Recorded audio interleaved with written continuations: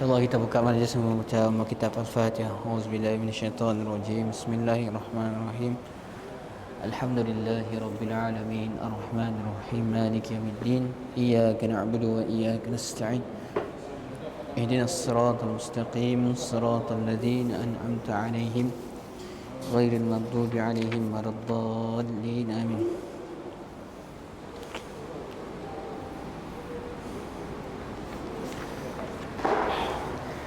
Innal hamdalillah wassalatu wassalamu ala Rasulillah wa ala alihi wa man walah. Nahmaduhu wa nasta'inuhu wa nastaghfiruh wa na'udzu billahi min shururi anfusina min sayyiati a'malina.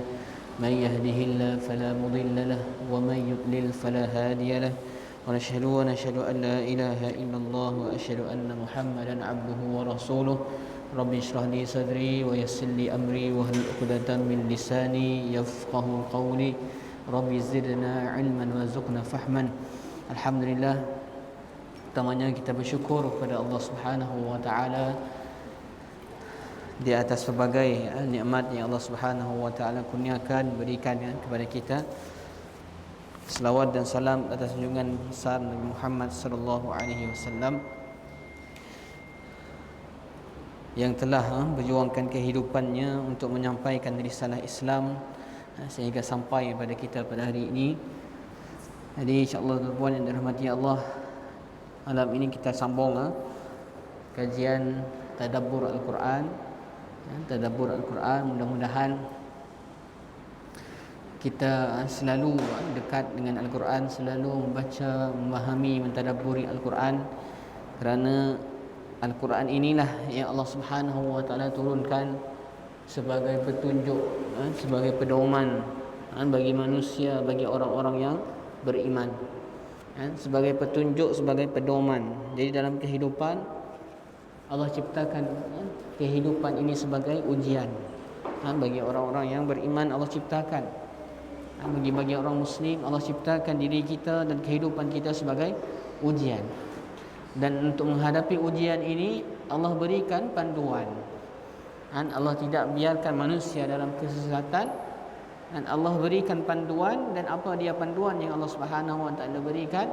Itulah dia wahyu Al-Quran Al-Karim yang Allah turunkan kepada Nabi Muhammad sallallahu alaihi wasallam dan yang disampaikan kepada kita.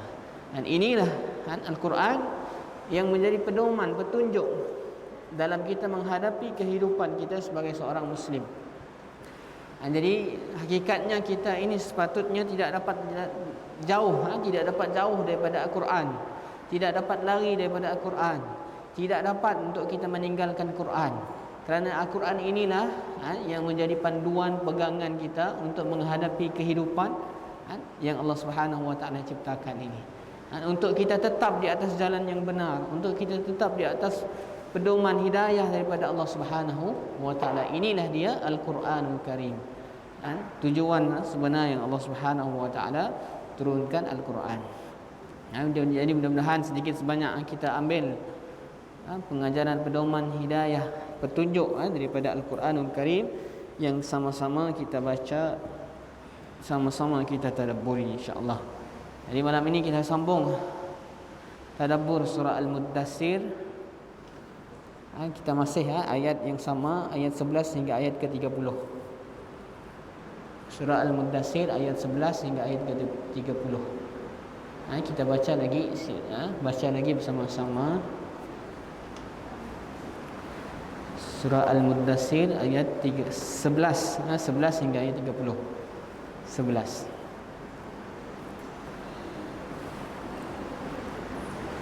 أعوذ بالله من الشيطان الرجيم ذرني ومن خلقت وحيدا وجعلت له مالا ممدودا وبنين شهودا ومهدت له تمهيدا ثم يطمع أن أزيد كلا إنه كان لآياتنا عنيدا سأرهقه صعودا إنه فكر وقدر فقتل كيف قدر ثم قتل كيف قدر ثم نظر ثم عبس وبصر ثم أدبر واستكبر فقال إن هذا إلا سحر يؤثر إن هذا إلا قول البشر سأصليه سقر وما أدراك ما سقر لا تبقي ولا تذر لواحة للبشر عليها 19 صدق الله العظيم. Okay, minggu lepas kita dah masuk sedikit tentang ayat-ayat yang kita bacakan ini, yang mana ayat ini diturunkan untuk siapa? Untuk musuh Allah, musuh Islam, musuh Nabi Muhammad SAW yang bernama Al-Walid ibnul Mughirah. Al-Walid ibnul Mughirah. Ini pendapat para ulama-ulama tafsir. Jadi mereka berpendapat bahawa ayat ini diturunkan untuk siapa? Untuk Al-Walid ibnul Mughirah. Walid bin Mughirah. Minggu lepas kita dah beritahu siapa dia, Walid bin Mughirah ini. Jadi kita ulang sedikit tentang Walid bin Mughirah. Siapa dia? Dia adalah tokoh Quraisy. Tokoh Quraisy, orang tua di kalangan kaum Quraisy, yang dihormati, yang disegani oleh kaum Quraisy. Sebab Al-Walid bin Mughirah ini orang yang boleh dikatakan yang paling kaya di kalangan Quraisy ketika itu. Al-Walid bin Mughirah dialah orang yang paling kaya. Bukan sahaja kaya, Walid bin Mughirah juga orang yang pintar, seorang ahli sastra, seorang yang bijak, pandai dalam menyusun kata-kata, pandai dalam bersyair dan sebagainya. Ini Walid bin Mughirah yang mendapat satu tempat yang khusus, dihormati, disegani di kalangan penduduk Arab Quraisy. Ada satu kisah tentang Walid bin Mughirah ini. Jadi Walid bin Mughirah ini dikisahkan dahulu ketika mana Kaabah, dulu pernah Kaabah rusak. Satu ketika dahulu pernah Mekah dilanda banjir, banjir yang besar sehingga merosakkan seni bina Kaabah, sehingga merapuhkan seni bina Kaabah. Setengah daripada seni bina Kaabah ada yang rusak dan sebagainya. Sehingga akhirnya kaum tokoh Quraisy berfikir dan berbincang. Mereka bersepakat kita kena renovate Kaabah, ataupun kita kena bina semula Kaabah. Jadi untuk bina semula Kaabah, mereka tu harus menghancurkan terlebih dahulu sisa bangunan Kaabah yang sedia ada. Jadi bangunan Kaabah tadi dah rusak kerana banjir. Jadi Kaabah tu dalam sejarahnya beberapa kali pernah dibina, kemudian rusak, dibina semula. Salah satunya ketika zaman Quraisy. Jadi ketika mana Sida nak renovate Kaabah tu, Sida nak kena hancurkan terlebih dahulu, untuk menggantikan semula batu-batu yang sudah rusak, batu-batu yang sudah rapuh. Jadi kalau kita nak bangun bangunan yang baru, dapat kita nak bangun di atas batu yang rusak tersebut, kita kena hancurkan terlebih dahulu, betul? Jadi ketika mana Sida nak menghancurkan Kaabah, menghancurkan batu-batu yang lama di Kaabah, tidak ada seorang pun yang berani nak mulakan dahulu. Tidak seorang pun berani nak mulakan menghancurkan Kaabah tadi, menghancurkan binaan lama Kaabah. Tidak seorang pun tak berani. Sebab apa Sida takut? Sebab Sida masih terngiang-ngiang dengan kisah Abrahah, masih terngiang-ngiang dengan kisah Abrahah yang mana mereka datang nak menghancurkan Kaabah, akhirnya datang burung ababil, dihancurkan tentera Abrahah semuanya, sebab mereka niat nak menghancurkan Kaabah. Jadi penduduk Quraisy ketika tidak seorang pun berani nak hancurkan binaan Kaabah yang sudah rusak tadi. Tidak seorang pun yang berani. Akhirnya ketika itu siapa yang datang? Walid bin Mughirah. Ketika itu dia cakap, kalau begitu biarlah aku yang mulakan. Walid bin Mughirah, dia yang mulakan. Dia ambilnya tukul dengan dengan aku ingin, katanya, menghancurkan Kaabah ini dengan niat yang baik, katanya, untuk membaiki semula, untuk membina semula. Kata Walid bin Mughirah, kalaulah tindakanku ini tindakan yang salah, pasti kita akan mendapat bencana, dan akulah yang akan menerimanya, sebab aku yang menghancurkan tadi. Biarlah aku yang dapat terlebih dahulu. Sehingga mulakan, tidak apa-apa terjadi, sebab niatnya baik, untuk menghancurkan dan membina semula. Setelah itu barulah orang-orang Quraisy yang lain pun ikut sama hancurkan, membina. Kemudian dah habis hancur, barulah tidak bina semula. Ketika nak bina semula Kaabah, tidak tahu ini rumah Allah, nak bina semula tidak harus pakai duit yang halal ataupun hasil yang halal sahaja. Walaupun tidak tu banyak dalam perniagaan mereka, banyak perniagaan yang riba, banyak perniagaan yang menindas dan sebagainya. Mereka tahu ketika nak bina Kaabah, tidak ada kita boleh memakai harta-harta kita yang haram. Nak bina Kaabah tu kita kena pilih harta kita yang halal saja. Pandai pula tidak bezakan. Oleh ialah ketika pembinaan Kaabah di zaman itu, yang sepatutnya binaan Kaabah termasuk sekali dengan Hijri Ismail, tapi nya di luarnya termasuk dalam bangunannya. Kerana apa? Kerana ketika itu cukup dana untuk pembinaan Kaabah. Oleh itu cuma dibuat macam tapi dibuat dinding. Tapi sebenarnya di kawasan di dalam Hijri Ismail juga dinilai sebagai Kaabah. Bangunan asalnya termasuk Hijri Ismail. Dan dalam pembinaan Kaabah tadi, 1/4 daripada dana untuk membangun Kaabah semua datang, 1/4-nya datang dari siapa? Walid bin Mughirah. Nak bina Kaabah tadi, 1/4 dana daripada Walid bin Mughirah, 3/4-nya hasil kumpul daripada seluruh penduduk Quraisy. Bayangkan betapa kayanya Walid bin Mughirah ini. Umpamanya kalau kita nak bina masjid, harga masjidnya binaannya 100 juta. 100 juta, 1 juta.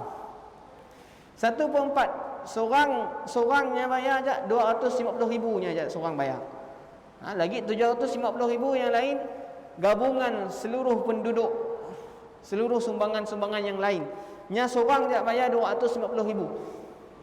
Ini Walid bin Mughirah, betapa kaya. 1/4 kos pembinaan Kaabahnya seorang tanggung. Oleh itu dia sangat disegani, dihormati di kalangan penduduk Quraisy. Setelah binaan Kaabah siap, dan ketika itulah peristiwa yang tidak saling berebut nak meletakkan Hajarul Aswad, yang mana akhirnya Nabi SAW datang dan memutuskan masing-masing pegang kain, setiap ketua kabilah pegang hujungnya untuk bawa ke tempatnya. Akhirnya tidak lagi kelahi lepasnya. Kemudian Kaabah tu kan ada kain kiswah. Kain kiswah Kaabah tu ditukar setiap tahun. Setiap tahun ditukar. Walid bin Mughirah ini tahun pertama ditukar dengan kos dana yang dikumpul oleh seluruh penduduk Quraisy. Mereka kumpul dana, kumpul duit untuk tukar kain kiswah Kaabah. Tahun kedua Kata Walid bin Mughirah, biarlah aku yang menanggungnya, biarlah aku seorang yang kos ya, biar aku seorang tanggung untuk menukar kiswah Kaabah. Jadi setiap 2 kali, setiap 2 tahun, Walid bin Mughirah dengan dananya sendiri, dengan duitnya sendiri, nya akan tukarkan kain kiswah Kaabah. Tahun seterusnya penduduk Quraisy, tahun selepasnya Walid bin Mughirah seorang, tahun selepasnya lagi penduduk Quraisy bertukar. Nak madah betapa kayanya Walid bin Mughirah ini. Jadi orang yang paling kaya, terpandang, sehingga ada riwayat mendahkan riwayat yang menyebutkan hartanya terbentang daripada Mekah sampai ke Taif. Mekah sampai ke Taif, kebun-kebunnya ketika itu semuanya milik Mughirah, Walid bin Mughirah. Dari Mekah sampai Taif, semuanya kebun-kebun, kandang-kandang haiwan, ternakan, semuanya milik siapa? Milik Walid bin Mughirah. Ketika musim haji 40 hari, 40 malam, Walid bin Mughirah setiap malamnya sembelihkan sapi, lembu untuknya beri makan para jemaah-jemaah haji. Inilah dia Walid bin Mughirah. Allah sebutkan kekayaannya. Allah sebutkan nanti dalam ayat yang akan kita bahaskan bagaimana Allah berikan dia kekayaan. Jadi Walid bin Mughirah ini, di sebalik ketokohannya, kedermawanannya, kekayaannya ini, dialah juga yang kuat sangat memusuhi Nabi sallallahu alaihi wasallam. Dalam ayat Al-Quran, Allah Subhanahu wa taala ada sebut beberapa sahaja musuh-musuh Islam dalam Al-Quran. Antaranya Abu Lahab, antaranya Abu Jahal, Walid bin Mughirah. Tapi di antara musuh-musuh Islam yang paling banyak Allah sebutkan dalam Quran ataupun asbabun nuzul yang berkaitan dengan Walid, berkaitan dengan musuh yang paling banyak siapa? Walid bin Mughirah. Salah satunya dalam surah Al-Mudassir. Kemudian ada lagi surah Al-Qalam kalau saya tidak salah. Kemudian ada lagi dalam surah Al-Kafirun. Semua yang menunjukkan apa? Betapa ini musuh yang sangat dimurkai oleh Allah Subhanahu wa taala. Sangat dimurkai oleh Allah Subhanahu wa taala. Jadi Nabi SAW ketika menyampaikan dakwahnya, di awal permulaan dakwah Nabi, kita belajar sikit sejarah. Di awal dakwah Nabi SAW, jadi penduduk Quraisy bingung, bengang, marah, si puas hati dengan Nabi, ingin Nabi supaya berhentikan dakwahnya, tidak mahu Nabi menyampaikan dakwahnya, ingin menyekat dakwah Nabi SAW, ingin menyakiti Nabi SAW. Tetapi di awal dakwah Nabi ada backupnya. Siapa? Abu Talib, bapa saudara Nabi. Bapa saudara Nabi itu yang selalu menjaga Nabi, ya. Kalau ada orang nak menyakiti Nabi, Abu Talib tu ada selalu melindungi Nabi.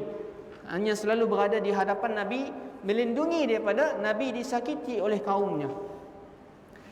Sehingga akhirnya mereka, tokoh-tokoh pembesar Quraisy ini, supaya Abu Talib ini melepaskan Muhammad, dibincang, akhirnya sanggup Walid bin Mughirah ini, ada seorang anak, nama anaknya Ammarah bin Walid. Ammarah bin Walid, seorang yang tampan, kulit putih, tinggi dan macam-macam. Ammarah bin Walid. Ammarah bin Walid ini dibawa oleh Walid bin Mughirah dengan tokoh pembesar Quraisy yang lain, dibawa berjumpa dengan Abu Talib. Wahai Abu Talib, kata mereka, ini kami bawakan Ammarah bin Walid, orangnya tampan, orangnya putih dan sebagainya, banyak kelebihan. Dan Ammarah bin Walid ini dikenali dengan ketampanannya, dengan keharumannya dan sebagainya. Dibawa bersama mereka berjumpa dengan Abu Talib. Wahai Abu Talib, ini Ammarah bin Walid kami tawarkan kepadamu. Wahai Abu Talib, kami tawarkan kepadamu dengan menggantinya dengan Muhammad. Kami memberikan Ammarah bin Walid dan engkau memberikan Muhammad kepada kami. Sidak. Sebab sidak tahu lagi macam ni nak berhentikan dakwah Nabi. Sebab ada Abu Talib ketika di awalnya. Abu Talib sentiasa melindungi Nabi. ditawarkanlah Ammarah bin Walid. Siapa Ammarah bin Walid? Anak Walid bin Mughirah. Apa kata Abu Talib? Hairan katanya, aneh sungguh. Kalian memberiku Ammarah bin Walid, anak kalian, untuk aku berikan makan, untuk aku beri makan. Sedangkan aku memberikan anak buahku untuk kalian bunuh. Siakan sama sekali aku buat. Siakanlah aku terima tawaran tersebut. Mereka nak tukar Ammarah tadi dengan Muhammad, tapi Abu Talib siap. Ada macam-macam usaha mereka untuk menggagalkan dakwah Nabi Muhammad sallallahu alaihi wasallam. Gagal usaha yang pertama, cari lagi usaha yang lain. Mereka berbincang bersama-sama, mereka berbincang. Orang kafir Quraisy tu ada tempat berbincangan mereka, Darun Nadwah namanya. Sidak bincang, si boleh jadi tu. Kita kena ada satu delegasi, satu utusan daripada Quraisy untuk kita jumpa dengan Muhammad, kita cuba berdebat dengan Muhammad, dan kita cuba tawarkan Muhammad bermacam-macam supaya apa, dakwahnya berhenti. Mereka pilih, akhirnya siapa yang dipilih? Walid bin Mughirah. Walid bin Mughirah dipilih oleh kaumnya untuk pergi menghadap berjumpa dengan Rasulullah sallallahu alaihi wasallam. Dan untuk dia berbincang, untuk dia orang kata apa, berunding lah, berunding baik-baik dengan Nabi supaya Nabi tinggalkan dakwahnya. Sebab mereka tahu Walid bin Mughirah ini orang yang paling pandai syair, paling pandai menyusun kata-kata, paling pandai nak memujuk orang, paling cantik katanya. Dipilihnya Walid bin Mughirah. Engkau dipilihnya Walid bin Mughirah untuk jumpa Nabi, runding dengan Nabi. Pergilah Walid bin Mughirah tadi berjumpa dengan Nabi sallallahu alaihi wasallam di rumah Nabi Muhammad sallallahu alaihi wasallam. Jumpa dengan Nabi, wahai Muhammad, engkau ini sudah melampau, engkau telah membiarkan kami memisahkan suami daripada isterinya, anak daripada ibunya, sebab mereka meninggalkan agama nenek moyang yang lain, sehingga mereka meninggalkan keluarga dan sebagainya. Hingga Walid bin Mughirah tanya, ada apa dengan engkau wahai Muhammad? Apa sebenarnya yang engkau inginkan wahai Muhammad? Kata Walid. Walid bin Mughirah tanya dengan Nabi Muhammad sallallahu alaihi wasallam, apa yang engkau inginkan Muhammad dengan dakwahmu ini? Kemudian kata Walid, in kunta turidu malan, in kunta turidu malan jama'na min amwalina. Kalau engkau inginkan harta, kata Walid bin Mughirah, kami akan kumpulkan harta-harta kami dan kami berikan kepada engkau wahai Muhammad. Kata Walid, in kunta turidu malikin, ataupun malik, kalau kau inginkan kerajaan, kau ingin menjadi raja, kata Walid bin Mughirah, kami akan lantik engkau menjadi raja dan kami menjadi rakyatnya, kami ikut tawaran, suruh jadi raja. Kalau nak jadi raja silakan, kata Walid bin Mughirah, kami akan jadikan engkau pemimpin kami. Kemudian dikata lagi, in kunta turidu imra'atan, kalau engkau Muhammad inginkan wanita, azawajnaka, kami akan kawinkan engkau dengan bi ajmali fatati Quraisy, kami akan kawinkan engkau dengan wanita Quraisy yang paling cantik sekali.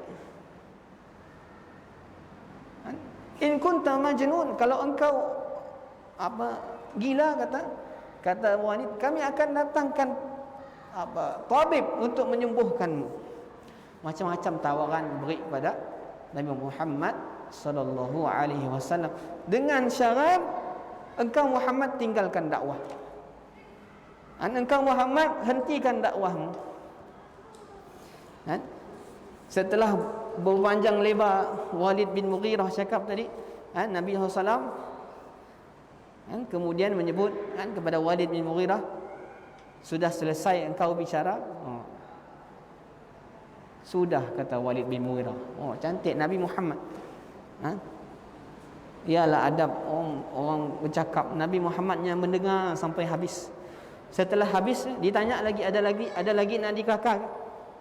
Sudah selesai engkau bercakap, Walid? Sudah, kata Walid.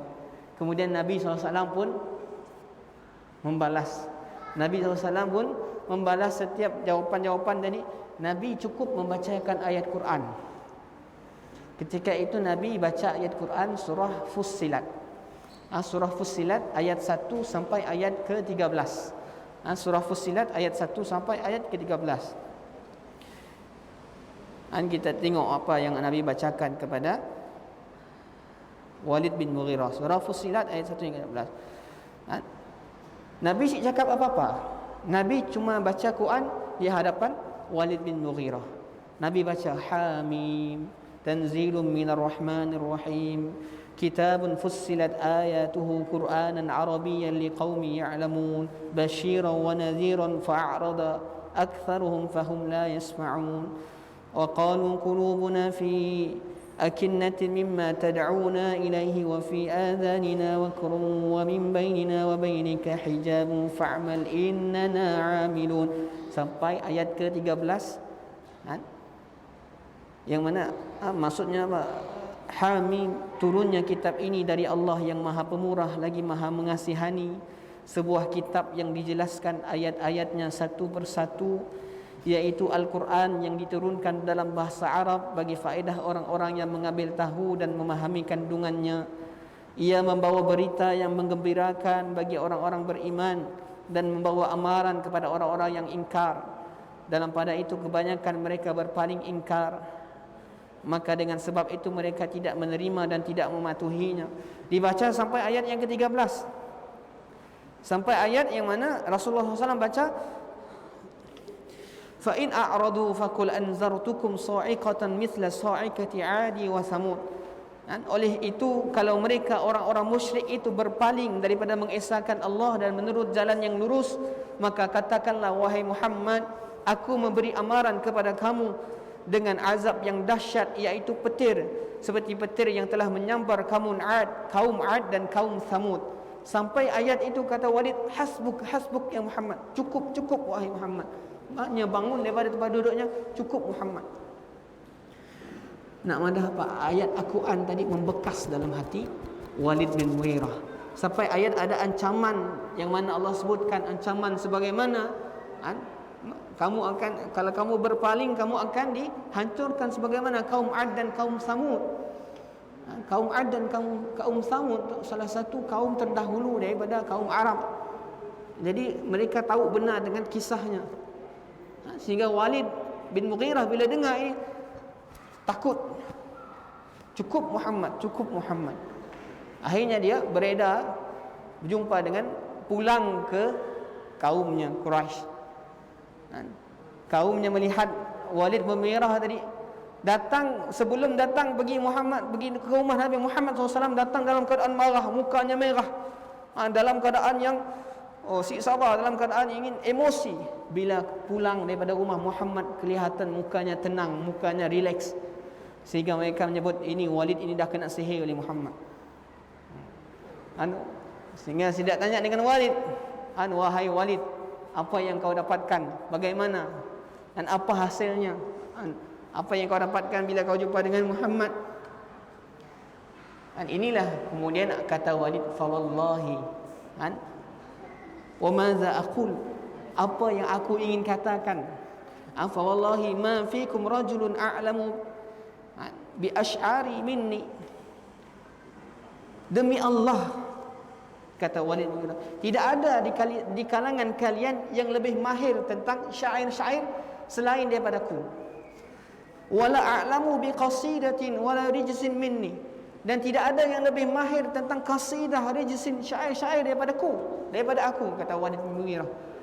Wala a'lamu bi asy'aril jinni minni, dan tidak ada dari kalian yang tahu tentang syair-syair Arab kecuali aku.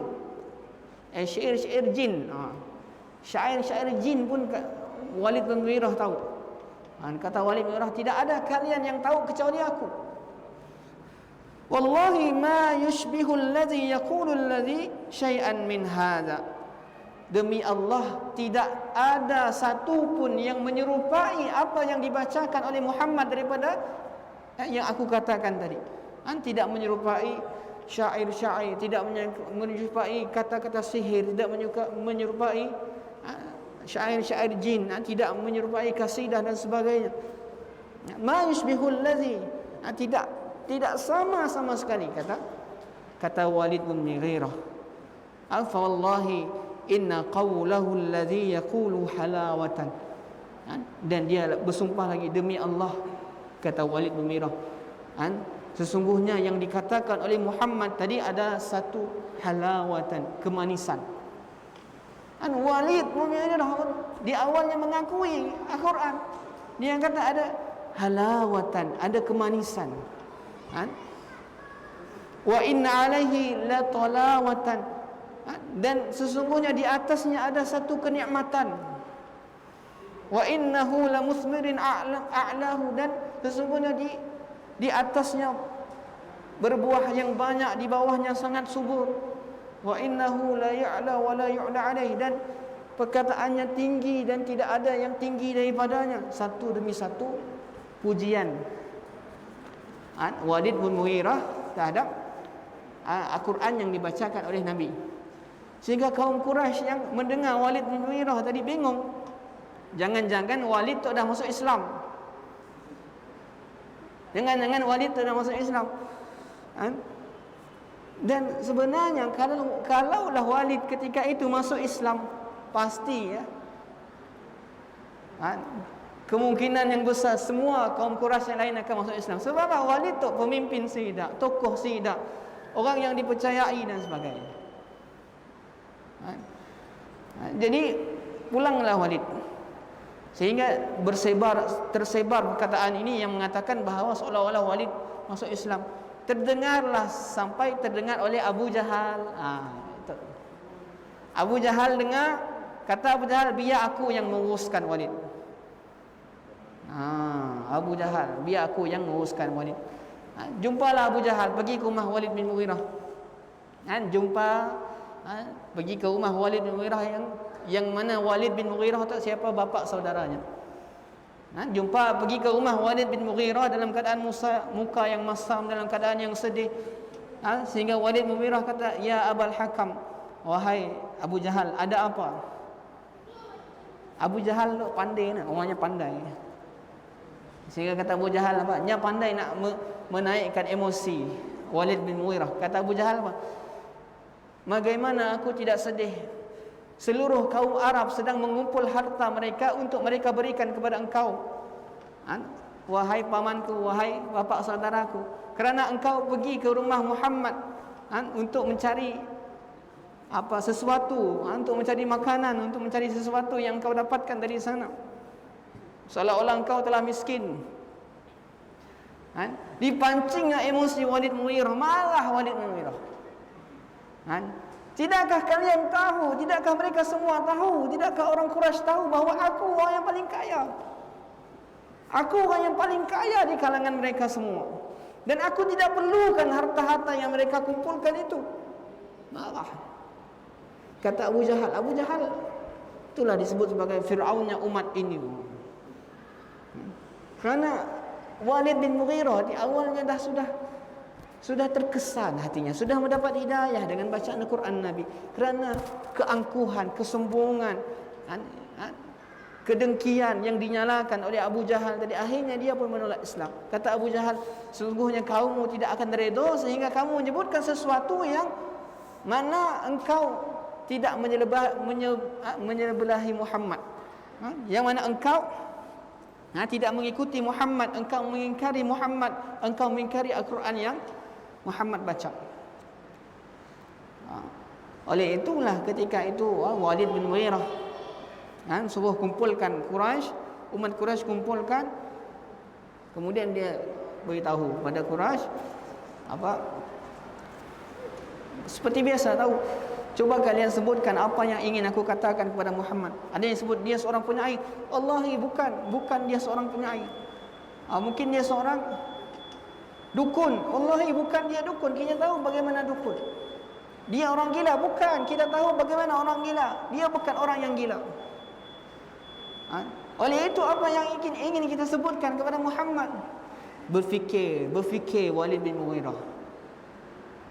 Berfikir. Summa fakkara wa qaddar. Dia memikirkan. Allah sebut dalam surah Mudaththir bagaimana dia memikirkan dan memikirkan. Sebab dia bingung nak sebutkan Muhammad apa. Tukang sihir bukan, orang gila bukan, penyair bukan. Sebab dia tahu, dia berfikir apa gelaran yang paling sesuai aku nak berikan kepada Muhammad. Dia berfikir. Akhirnya apa yang disebutkan oleh Walid bin Mughirah, akhirnya disebut dalam ini disebutkan faqala in hadza illa sihrun yu'sar. Akhirnya yang disebutkan oleh Walid bin Mughirah mengenai ucapan Muhammad tidaklah lain kecuali sihir yang dipelajari. Sebab apa? Kata Walid bin Mughirah, inilah yang paling dekat. Sebab ketika mana orang masuk Islam, mereka memisahkan diri daripada keluarganya, mereka memisahkan diri daripada nenek moyangnya, memisahkan diri daripada suaminya, istrinya, seolah-olah mereka terkena sihir. Jadi kita sebutkan sahaja Muhammad seorang sihir, dan sihirnya tadi sihir yang dipelajari oleh kaum-kaum terdahulu. Setelah dia berfikir apa yang paling sesuai ingin aku sampaikan kepada masyarakat tentang Muhammad, disebutkan Muhammad seorang tidaklah lain diucapkan Muhammad kecuali sihir yang dipelajari. Ia hanyalah perkataan manusia, kata Walid bin Mughirah. Ketika itulah Allah turunkan ini, zarni wa man khalaqtu wahida, biarkan aku bersama dengan orang yang aku ciptakan ini. Waja'altu lahu malam mamduna, yang mana aku dah berikan kepadanya harta yang melimpah ruah, kekayaan yang melimpah. Wa banina syuhuda, dan anak-anak yang selalu bersamanya. Wa mahattu lahu tamhida, dan aku berikan baginya kelapangan hidup seluas-luasnya. Summa yatma'u an azid, kemudian dia ingin sekali agar aku menambahnya. Kalla, tidak boleh, tidak. Innahu kana li ayatina adina, sesungguhnya dia telah menentang ayat-ayat kami Al-Quran. Sa'urhiquhu sa'uda, aku akan membebani dia dengan pendakian yang memayahkan. Innahu fakkara wa qaddar, bagaimana dia menetapkan, sesungguhnya dia telah memikirkan dan menetapkan. Tadi bagaimana tadi? Dia memikirkan, kemudian dia menetapkan. Faqutila kaifa qaddar, dan apa ditetapkannya itu, maka celakalah dia bagaimana dia menetapkan. Summa qutila kaifa qaddar, sekali lagi celakalah dia bagaimana dia telah menetapkan. Summa nazar, kemudian dia merenung dan memikirkan, lalu berwajah masam dan cemberut. Summa abasa wa basar, kemudian berpaling dari kebenaran dan menyombongkan diri. Lalu dia berkata, faqala in hadza illa sihrun yu'sar, tidaklah Al-Quran itu hanyalah sihir yang dipelajari. Sampai di situ. Kisahnya panjang di sebalik ayat ini tadi. Okey, jadi wallahu alam. Inilah dia siapa, Walid bin Mughirah. Selepas ini bila disebut Walid bin Mughirah, kita tahu siapa Walid bin Mughirah, musuh Islam, musuh Nabi Muhammad SAW. Banyak kali disebutkan dalam Al-Quran tentang dirinya, bagaimana dia musuhi Nabi SAW.